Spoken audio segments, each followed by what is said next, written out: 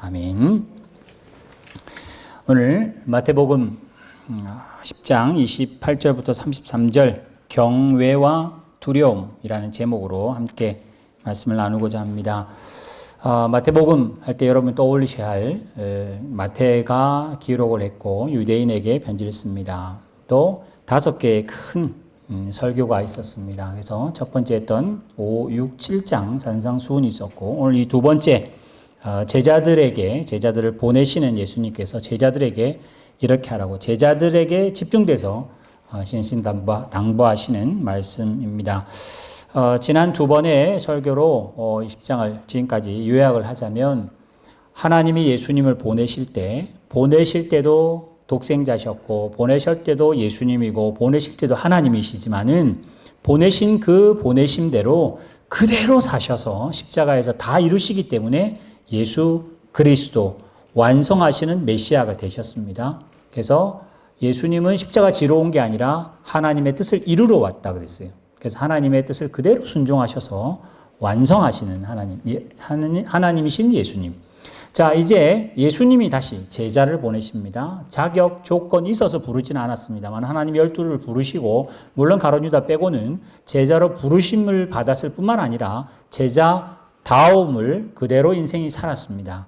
복음서에는 나오지 않습니다만 사도행전 그 이후의 역사에는 제자들이 복음을 향해 나아가다가 결국은 순교하는 자리까지 모두 다 이르는 거 볼 때 제자로 부르심을 받았다는 거 너무 감사한데 제자로 산 것은 복음의 능력으로 보여집니다. 그래서 기록이 남아있고요. 이제 우리도 마찬가지로 예수 그리스도 십자가로 하나님의 은혜와 사랑으로 성도로 부르심을 받은 것으로도 너무 큰 축복이나 이제 우리에게 맡기신 것은 성도로 살아가야 하고 성도됨을 완성해 가야 합니다.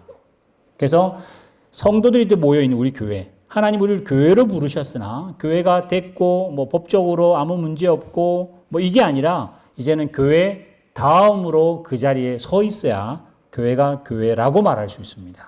그래서 성도는 많아도 성도답지 못하고 교회는 많아도 교회답지 않은 교회들이 있는 이런 일들을 한탄해야 될 것이고 그게 소돔과 고모라에 10명의 의인이 없었던 그런 시대가 지금 우리가 사는 시대이다. 그랬습니다.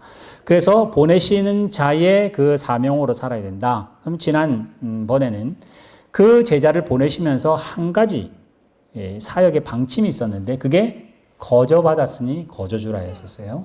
그러니까 거저받았으니 거저주라. 내가 거저받은 것만 거저주면 되고 내가 열심히 노력해서 받은 거는 돈으로 팔 수 있고 그런 개념이 아니라 정말 돈으로 살 수 없는 생명, 또 영생, 은혜, 복음, 교회 다 하나님이 우리에게 은혜로 거저 주셨어요. 그러니 거저 주라는 것인데 그냥 이 말로는 오해가 참 많기 때문에 이걸 바꾸어서 뭐라고 해야 되냐? 예수 믿고 성도다워지고 교회로 서 있는 이거를 함으로 보상받을 생각하지 말라는 거죠. 그 보상이 세상적으로 보상받을 생각은 아예 접어두라는 이야기입니다. 성도들이 어릴 때는 하나님이 이거 하시면 하나님께 이거를 하면 하나님께서 사탕을 물려줄 수는 있습니다. 근데 이 사탕이 어른이 돼도 계속 사탕을 물리면 이거는 온전히 큰 것이 아닙니다. 이제는 고학년을 가고 이제 대학을 가고 청년이 장년이 노년이 되어 갈 때는 하나님의 어떠하심을 깨달았기 때문에 그 수준이 올라가야 되는 것처럼 이제는 하나님 앞에 헌신하면 이걸 주셨기 때문에 주기 때문에 헌신하는 걸로 가는 거는 신앙의 틀림이 아니라 낮음이죠. 그래서 일단 이때 여러분들은 거저받았기 때문에 거저 줄 수 없을 때는 보상처럼 보였으나 가면 갈수록 여러분이 성도로 고생하시고 헌신하시고 힘들어하는 자리에 내가 왜 서 있을까? 자녀 잘 되라고 우리 교회 잘 되라고 그런 생각 마시고 그 자리에 고통받으며 서 있을 수 있는 것이 특권이시고 그렇게 핍박받으며 서 있을 수 있는 그 특권이 성도임을 표현해내는 그래서 초대교회가 그렇잖아요. 성경에 나오는 성도들이 그렇잖아요. 그래서 거저 받았으니 거저주라는 말을 바꾸어서 예수 믿는 일에 세상의 보상은 여러분은 내려놓으십시오. 그럼 세상의 보상은 어떻게 할 것인가? 시편에 나온 것처럼 열심히 수고하세요. 수고하신 대로 먹으시면 됩니다. 물론 세상은 수고 안 하고 먹으려고 머리를 쓰지만은 우리는 손이 부지런히 수고하고 그 성실히 열매 맺는 것을 먹으셔야 돼요. 근데 우리는 성실히 열매 맺는 게 아니라 신앙이 열매 맺는 걸 자꾸만 세상 걸로 받으려고 하니까 자꾸만 억지를 쓰고요. 그걸 가지고 막 자꾸만 자기 합리화를 시키려고 해요. 우리나라가 하나님의 나라고 우리나라 예수 믿게 된 것은 정말 하나님의 은혜다. 그래서 우리나라가 잘 산다. 그렇지 않습니다. 그렇지 않습니다. 잘 산다고 하나님의 복이냐? 잘 사는 게 오히려 저주일 수도 있습니다. 그러니까 그걸로 판단할 것이 아니고 성도가 점점 성숙해지면 성도로 자체로 서 있는 것으로 하나님 앞에 그게 훈장이 돼야 되고 그게 자부심이 돼야 되는데 자꾸만 나는 없어지고 내 액세서리를 보여주려고 하는 그러니까 자꾸만 외식하게 되고 없는 데 있는 척 해야 되고 또 뭔가를 자꾸만 트릭을 써야 되는 그래서 보여주려고 하는 그래서 마태복음 7장에 나와도 보여주려고 하면 이미 상 받았다고 했던 외식이 되는 그런 모습이 거저받았으니 거저주라예요. 그래서 우리 교회도 성경대로 바르게 서봅시다. 근데 바르게 쓰면 이 정도 했으면 하나님이 교회 좀 잘 되게 교회 잘 되고 안 되고는 우리의 소관이 아닙니다. 내가 잘 되고 안 되고도 우리의 소관이 아닙니다. 우리 연초에 뭔가를 계획하고 우리 잠언하고 욥기하고 이럴 때 올해 이럴 줄 누가 알았습니까? 아무도 계획 안 했습니다. 누가 이런 일들을 맞을지 누가 알겠습니까? 아무도 모릅니다. 아마 이런 일들을 벌이고 나니까 예전에 미래를 예측했던 많은 학자들은 아마 또 다른 책을 써야 될 거예요, 이제. 이런 일들은 아무도 안 해봤으니까. 또 그러면 이제 다음에는 이런 거를 상상해서 또 여기서 풀이를 내겠죠. 그러니까 사람은 뭔가를 예측할 수도 미리 예견할 수도 없을 뿐만 아니라 주어진 일에 거기서 자기의 색깔을 나타내는 게 제일 잘하는 일입니다. 이게 성도입니다. 거저받았으니 거저주라. 우리에게는 세상의 보상이 아니라 성경에 나오는 모든 복은 일단은요 영적인 복에서부터 출발합니다. 그래서 영혼이 잘된 같이 범사가 잘 될 때 그 범사가 잘 되는 것도 하나님의 뜻대로 가는 게 잘 되는 거지 세상적으로 잘 되는 것은 그는 한쪽으로만 치우치는 것입니다. 힘들어도 그걸 잘 됐다 할 수 있습니다. 건강 없어도 그걸 축복이라고도 할 수 있습니다. 그런 면에서 여러분의 그 판단할 수 있는 그 시각이 성장하셔서 그 뒤에 있는 다윗이 골리앗을 봤을 때 볼 수 있는 눈. 다른 사람은 골리앗만 봤지만은 다윗은 골리앗 뒤에 숨어 있는 하나님의 찬스를 볼 수 있는. 물론 찬스를 봤다는 말은 제가 그냥 지어낸 말이긴 합니다만은 골리앗을 보긴 했으나 그 골리앗보다 더 큰 하나님을 보잖아요, 그렇지? 우리도 마찬가지로 여러분의 인생을 보실 때 여러분 인생의 대여감과 옆집과 비교해서가 아니라 여러분이 하나님을 또 하나님이 하시는 말씀대로 내가 서 있는가가 가장 큰 보상이고 하나님이 작은 일에 충성했으니 큰 일을 맡기시는 것이 거저받았으니 거저주라 하였습니다. 오늘 예수님께서 제자들에게 주는 말이에요. 그러면서 사실 본문을 읽지는 않았습니다만 24절부터 쭉 내려가면서 바알세불 이야기를 합니다. 그러면서 바알세불을 무서워하지 말라. 그래서 그 바알세불은 그 당대의 그 가나안 지방, 예수님 전 구약을 보면요, 그 가나안 지방이 결국은 그 가나안 7족 속에 살던 때였었거든요. 지금 여러분이 그 레바논에 폭발 사고 난 장소 아시죠? 거기는 성경적으로 말하면 두로입니다. 두로라고 하는 게 됩니다. 또 여러분이 가보신 분은 혹시 기억하시겠습니다만은 이스라엘의 수도가 있습니다. 일단 있으면 모르셔도 없는 거 아니니까 있습니다. 텔아비브라고. 거기가 성경은 욥바입니다. 욥바. 그러니까 우리는 욥바에 요나가 이러면 욥바는 있긴 있지만 어딘지는 전혀 모르는 그냥 저 떠 있는 욥바지만은 실제로는 그 땅에 있거든요. 그때 예수님 오시기 그 전부터 그 이집트와 또 그 페르시아를 점령하는 신들이 있었습니다. 그게 이제 아스타롯 그리고 바알, 남신, 여신 이렇게 둘이가 꽉 잡고 있었을 때입니다. 사실 우리나라도 그렇잖아요. 지금도 우리는 빨간 연필로는 절대 이름 왜 안 쓰십니까? 죽을 것 같아. 부적 같아. 지금 시대도 그렇게 사는 우리들인데 예수님 당대에 바알, 아스타롯, 뭐 이런 신들은 대단한 권세가 있었기 때문에 예수님이 귀신을 쫓아내면 옆에서 뭐라 그랬죠? 저 바알세불을 힘입어서 저런다고 막 그런 문맥 나오잖아요. 제자를 보냅니다. 근데 앞으로 가서 예수님이 가시면 괜찮은데 예수님 뒤따라갈 때는 괜찮은데 자기가 이제 나가야 되니까 앞으로 귀신이 이제 막닥뜨리게 되거나 이러면 두려운 게 이제 영적인 존재예요.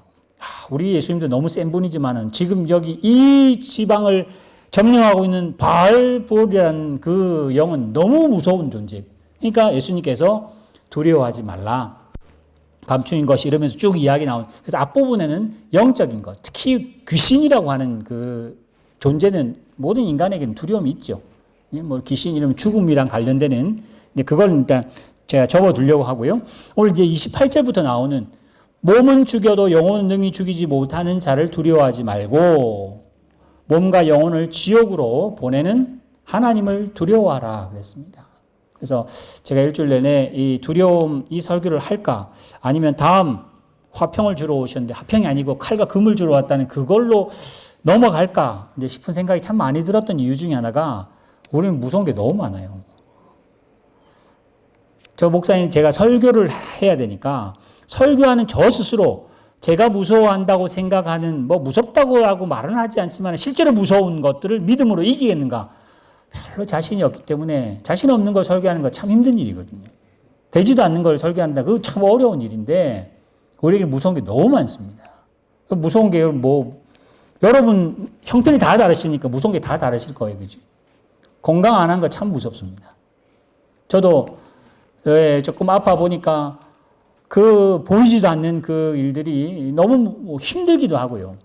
그 바이러스가 온몸을 돌아다닐 때 속으로는 이렇게 막 심호흡도 해보고 기도도 해보고 막 침상에서 별걸 다 해봐도 뭐 너무 힘들고 약을 먹으면 진짜 주사를 맞으면 진짜 뭐 벼락같이 났는데 그냥 있을 때는 온몸이 그냥 힘들어지는 건강 굉장히 우리는 두려워합니다.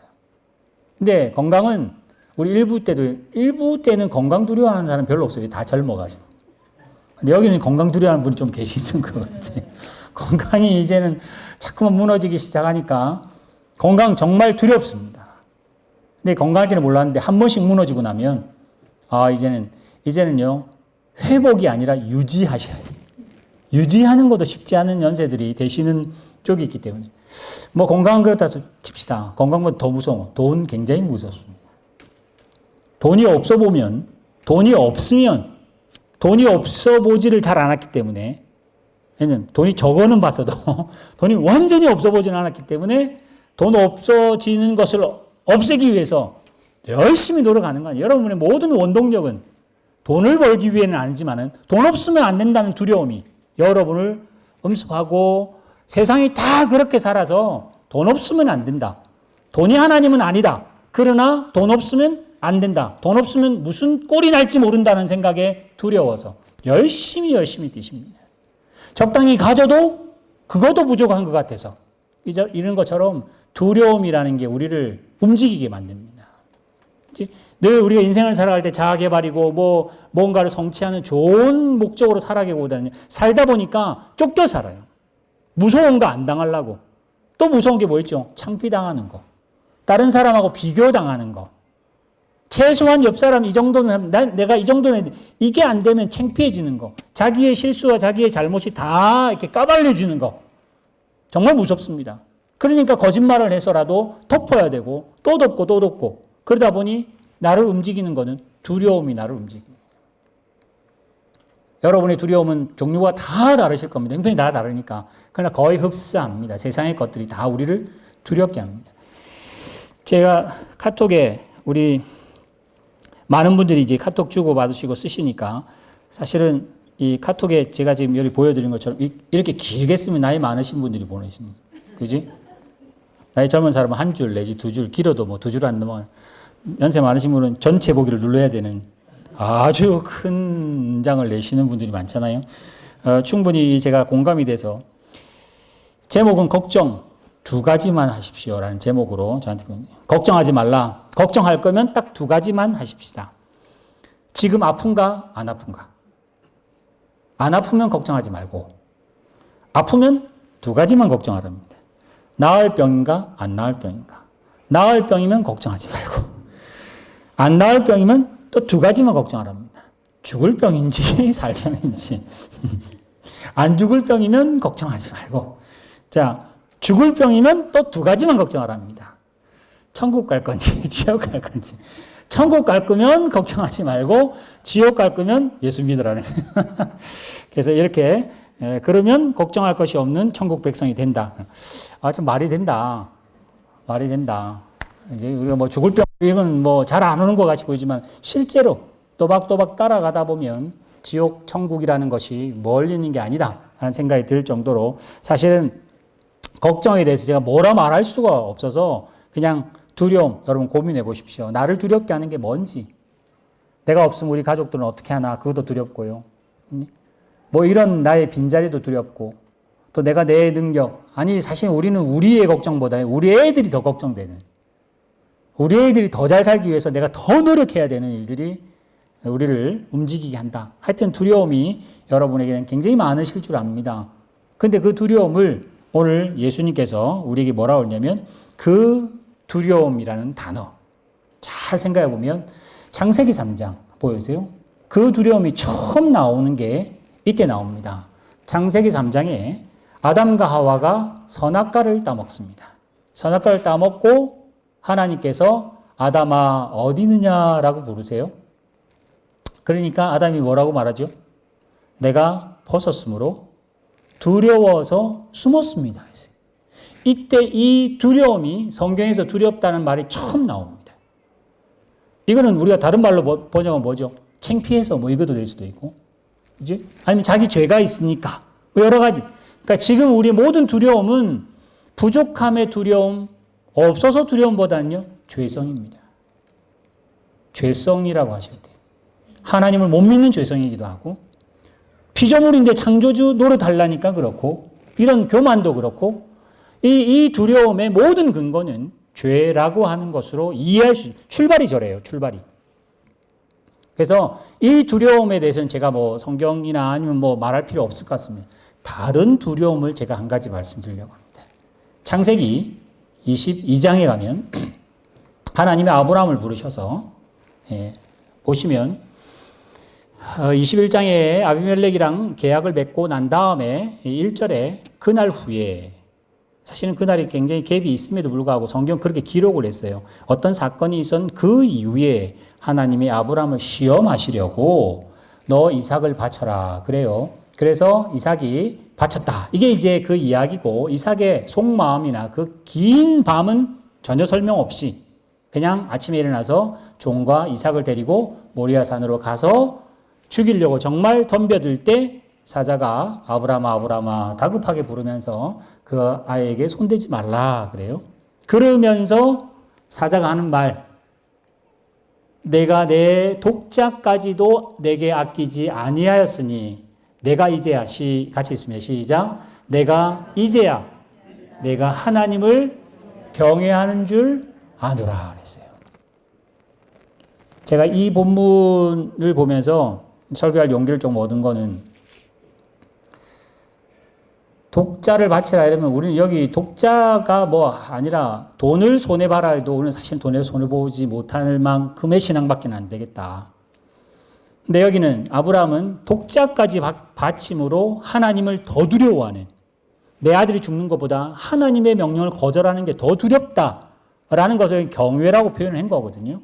그냥 단지 아담이 두려워서 창피스러워서 숨는 거하고, 여기 아브라함이 하나님을 두려워하는 건 종류 완전 다른 거예요. 그렇죠?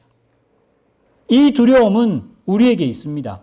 우리에게 있는데 이 두려움이 별로 안 크기 때문에 하나님을 두려워하는 경외함보다 주일날 뭔가를 해야 되는 일들이 더 급하면 예배가 별로 등한시되는 경우가 생깁니다. 세상의 이익이 더 중요하기 때문에 하나님 말씀은 조금 중요하나 덜 중요해지기도 합니다.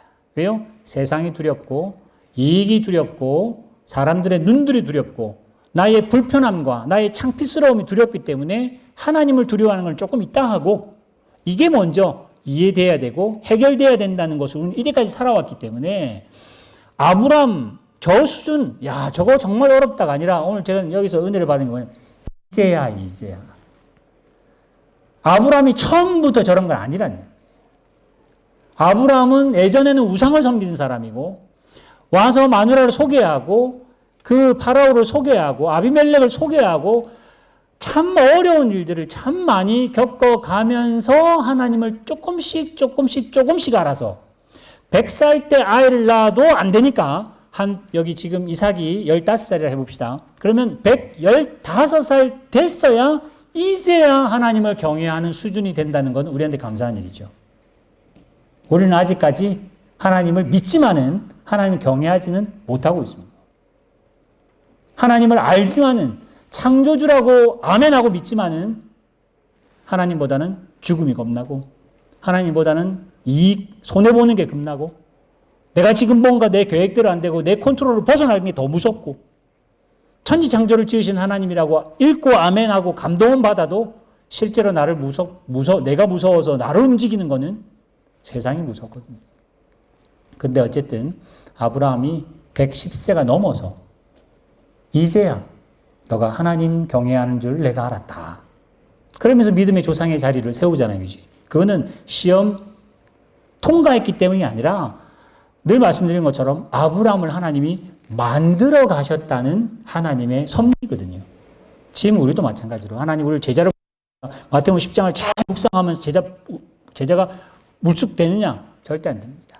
또 훈련하시고 또 넘어지고 또 하나님이 믿으라 했는데 안 되고 여기 뭐라 했죠? 참새보다는 더 귀하다 그랬잖아요. 참새 2마리가 한 아사리온이 이렇게 생각하시면 돼요. 참새 2마리가 짜장면 한 그릇하고 비교된다 이렇게 생각하시면 돼요.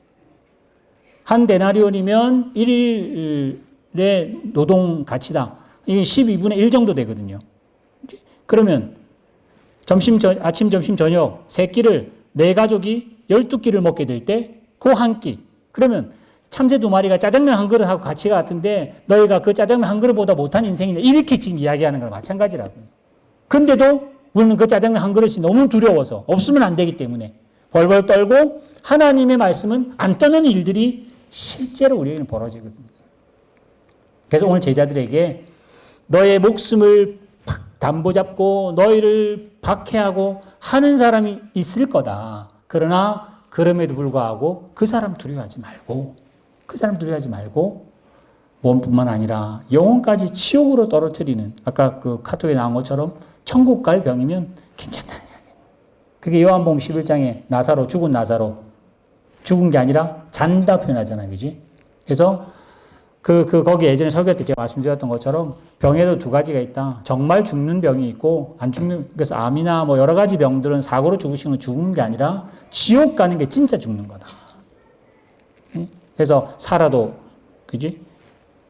죽어서 믿어도 살고 살아서 민 자는 무릇 영원히 죽지 않는다 할 때 영원히 죽지 않는 것은 내 목숨이 끊어지는 죽음하고는 또 다른 지옥 가면 그건 완전히 죽는 거예요. 하여튼 그런 이야기였습니다. 그래서 성경에 나오는 수많은 사람들이 제가 다 이야기는 못하겠습니다만 하나님과 세상을 두고 견주어 누구를 더 두려워하며 경외했는가? 대표적인 사람이 다니엘이죠. 다니엘과 세 친구들. 그지? 여러분 늘 어렸을 때부터 신앙생활 하시다면 늘 들었던 이야기잖아요. 느부갓네살이 이래라 저래라 신상 세워놓고 난리해도 나는 이럽니다 하고 자기의 신앙을 그 친구들과 한 푸른불 7배를 더 해도 그 친구들이 살아갔다. 오늘 늘 이야기를 알면서도 그것은 그 성경 때 이야기지 내하고는 아무 상관없는 그런 이야기로 합니다. 그게 성경의 수많은 이야기뿐만 아니라 저는 가보지는 못했습니다만은 그 스위스 가면 그 생모리츠라고 하는 그 관광지가 있답니다. 그래서 제가 사진 찾아보니까 알프스가 보이고 아주 스위스에는 모든 게 다 그림 같으니까 그 생모리츠, 생이란 말이 세인트, 이제 아니면 산 호세, 다 그게 세인트란 말인데 그 모리츠라는 사람이 로마 시대에 살았어요. 그러니까 그 초대교회는 여러 가지 예화가 많습니다만은 기독교인들이 군대를 가야 되나 말아야 되냐 그게 이슈가 됐던 적이 있습니다. 지금도 사실은 여호와 증인이나 몇몇 때는 총 들지 않아야 되기 때문에 군대 못 가는 거부, 양심, 그건 사실 성경을 잘못 해석한 겁니다. 십계명에 나오는 살인하지 말라 할 때 그 살인은요, 이렇게 정말 살인입니다. 죄로 하는 살인입니다. 성경 죽이라는 말 많이 나옵니다. 하나님 죽여버리라 그래요. 그지? 죽이라는 말라. 그때 합법적으로 죽이는 것, 합법이란 말 자체가 여러분 뭐 오해가 있을 수 있겠습니다만 성경이 죽이라고 해서 죽이는 그 살인하지 말라는 그 계명은 완전 원어 자체가 다릅니다. 한국말 읽는 게 그럴 수 있습니다만 어쨌든 그 군대에 갔는데 그 황제와 그 뭐 군단장이나 그런 위에 지휘관들이 출정할 때 군대 사기를 높이기 위해서 그 당대 모든 곳은 로마는 다 종교적으로는 뭐죠? 유화 정책을 썼다고요. 거부는 안 했습니다. 근데 이제 기독교가 특별히 거부되는 거는 이 무신론이었었어요. 신상이라도 묻어 있으면 이제 그 신상을 하나 더 두면 되는데 신상이 없기 때문에 더 이제 어려워졌는데 어쨌든 그 황제와 그 군단장이 미트라 신이라고 조로아스토교나 아니면 인도의 신이라는 태양신을 말합니다. 지금 뭐 성탄절 날 이 태양신 섬기는 하여튼 거기 나오는 그 미트라 신이 있습니다. 아주 강한 태양의 신인데 그 태양의 신을 경배하고 가는 게 로마의 출정식이었었어요. 그래서 예수 안 믿는 사람에게는 이게 아무 문제 없고 마치 국기에 대한 경례하는 뭐 그런 식으로 하는 건데 거기에 모리치라는 사람이 우상숭배니까 못한다고 된 거예요. 그 사람이 이게 6천 명인가 몇천 명을 거느리는 아주 높은 사람인데 그래서 황제가 그럽니다. 그러면 네가 굴복 안 하면 하루에 10명씩 네 쫄병을 다 죽여버리는 거예요. 하루 지나면 10명, 하루 지나면 또 10명씩. 그래서 계속 모리츠를 압박합니다. 결국 모리츠도 순교당합니다. 그러면서 그 지명이 세인트 모리츠, 쌍 모리츠가 되는, 쌍 빼제르부르 할 때 그런 단어잖아요. 그지? 그 사람 이름이 이제 그 지명이 됩니다. 그 사람 무슨 마음을 했을까요? 황제가 나를 죽여도 하나님을 더 무서워하기 때문에. 황제 명령보다 이 명령이 나는 더 경외할 말씀이라고 자기 목숨을 내어 걸었던 사람이었습니다. 이걸 멀리 가지 맙시다. 우리나라에 없었나요? 일제시대 있었잖아요. 그죠? 많은 사람이라 말할 수는 없습니다만 어쨌든 하나님 앞에 신사참배하지 않고 하나님의 이름 앞에 먹칠하는 나는 목숨 걸어 안 하겠다고 했던 우리 신앙의 선배들이 우리나라 기독교를 어떤 명맥을 이었다 할 정도로 거기에 경외라는 말을 쓸 수 있어요. 그죠? 근데 우리는 아까 제가 처음 말씀드렸잖아요. 참 설교하기 껄끄러운 것 중에 하나가 내가 그 자리에 있었으면 했을까? 그걸 하자고 말할 수 있을까? 우리 성도들 보고 가감하게 우리도 한번 하나님을 경외하고 한번 합시다 할 수 있을까? 못합니다. 근데 왜 설교하겠냐? 이제야 우리도 110살쯤 됐을 때 경외를 제대로 할 거니까 지금은 뭐 조금 괜찮을 그런 틈새를 보고 어쨌든 하나님께서 우리를 지금 예수님이 제자들을 보내시면서 신신당부하시잖아요. 세상 두려워하지 말라. 근데 두려워해요, 실제로. 왜요? 이 마태복음 뒤로 돌아가면 다 숨잖아요, 다 도망가잖아요. 근데 사도행전에 가니까 그때부터 하나님을 경외하고 나에게는 은금 없고 나에게는 아무것도 없어도 예수 이름이 있으니까 하면서 예수님으로 경외하며 나아갔던 초대교회가 있잖아요. 아마 초대교회에 사람들이 로마도 인정하고 세상도 인정했으면 박해받을 일이 없었을 거예요. 그러면 어떻게 됐을까요? 기독교가 없어졌을 것 같아요. 순교자들이 그렇게 하나님 앞에 자기의 목숨을 도구 삼아 하나님 이름 높여놓으면 예수 그리스도 십자가 봤던 것 똑같이 순교자들의 피를 부활의 피로 능력의 피로 세상이 감당하지 못하는 피로 그게 어딨냐 보면 보지 않겠습니다. 히브리서 11장 보세요. 그 많은 사람들 세상을 무서워하지 않았던 사람들 결국은 세상이 감당 못한다고 기록하고 있습니다. 오늘 여기 표현하는 것처럼 사실은 경외함이라는 말을 여러분 한 주간이 아니라 평생 묵상하시면서 아마 우리는 내가 제대로 경외했다라고 말하기는 참 어려운 시대를 분명히 평생 살 겁니다. 왜요? 늘 우리는 당할 거니까. 근데 우리가 이렇게 생각할 수 있잖아요. 우리가 초대교회나 아니면 일제 신사참배에 있을 때 있었으면 그나마 한번 할 수도 있었는데 지금은 하고 싶어도 안 돼요. 순교하고 싶어도 순교할 수 있는 상황이 안 돼요. 너무 세상이 소위 말하면 편하고 자유롭고 자기 마음대로 할 수 있고 뭐 전혀 부담 없으니까. 그럼 사탄이 없어졌을까? 사탄이 순교라는 걸로 안 하고 이제는 유혹합니다. 이것도 있고 저것도 있지 않냐. 하나님도 두려워해라. 세상도 그만큼은 될 거야. 뭐 이런 식으로 해서 자꾸만 뭔가를 끼워 넣어서 우리를 유혹합니다. 그래서 이제 우리는 순교로 세상을 뭐 이렇게 해나가는 게 아니라 유혹을 물리치고 여러분 스스로를 지키시는 걸로 점점 유혹에 넘어가지 않으려고 해서 늘 제가 예를 자주 드는 것처럼 우리는 100번 하다가 100번 다 넘어지는 게 지금 우리 실력이면 100번 할 때 한 번 이겨보려고. 예전에는 너무 큰 것들 뭐 말도 못했는데 10불 정도 버려도 하나님 향한 양심은 지켜보는 거 10불짜리만큼은 할 수 있지 않을까 한번 해보는 거죠. 100불짜리 10불짜리 했으니까 이제 100불짜리 한번 시도해보고 100불은 쉽지가 않네 이게. 이렇게 해나가면서 조금 하면서 이제야라는 수준으로 나오시도록 경외를 연습하셔야 됩니다. 그런데 한국교회를 예를 듭시다. 뭐 호주교회는 말할 거 없고요. 한국교회가 아니라 한국 자체가 보면 권위가 없는 시대에 살잖아요. 이제는 아이들에게 부모는 권위가 없습니다. 왜요? 지금 우리 이제 뭐 사무엘이나 요 나이 또래만 돼도 핸드폰을 다루고 이거를 다룰 수 있기 때문에 아빠 엄마보다 이제는 점점 지가 더 잘 알아. 그래서 아빠한테 엄마한테 안 물어봐도 돼요. 정보력이 떨어지면 권위. 이제는 모든 국민이 정치나 교육이나 교계나 어떤 전문가들 절대 권위를 안 둡니다. 오히려 유튜브가 권위.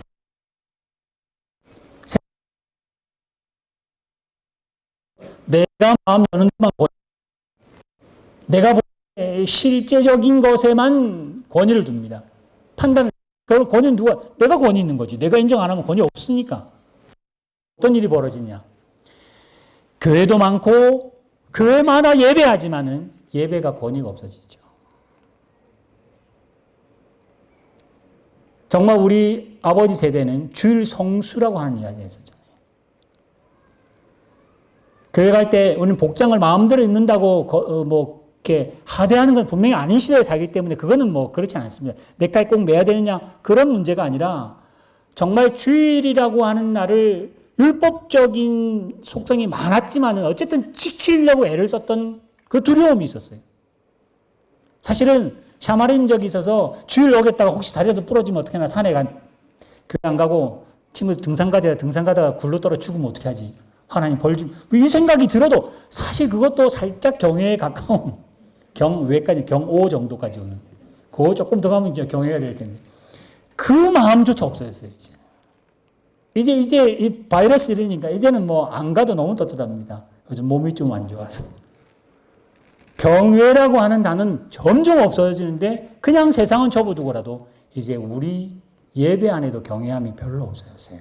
그래서 어떻게 되느냐. 하나님을 예배하고 하나님의 존귀함이 아니라 우리가 좋아하는 예배를 자꾸만 기획하게 돼요.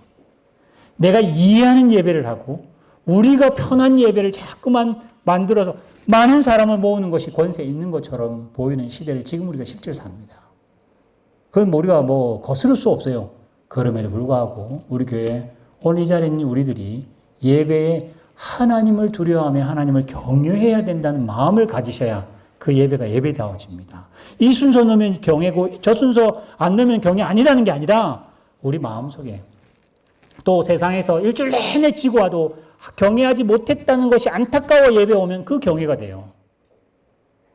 여기 와 세상 그렇게 살다가 여기 와가지고 멀쩡하게 앉아있는 게 경외가 아니라 여러분 이 경외함을 예배의 경외는 결국은 여러분의 세상 가운데 하나님 말씀대로 서보려고 애를 쓰시는 그 애씀이 하나님의 예배의 받아짐이 되고 그게 예배의 존귀함이 되고 그 예배의 존귀함은 성경이 나에게 권위 있는 말씀으로 세상의 어떤 소리보다 나에게 성경 말씀이 살아 움직이는 말씀으로 와닿게 될 때 경외라는 말을 쓸 수 있습니다.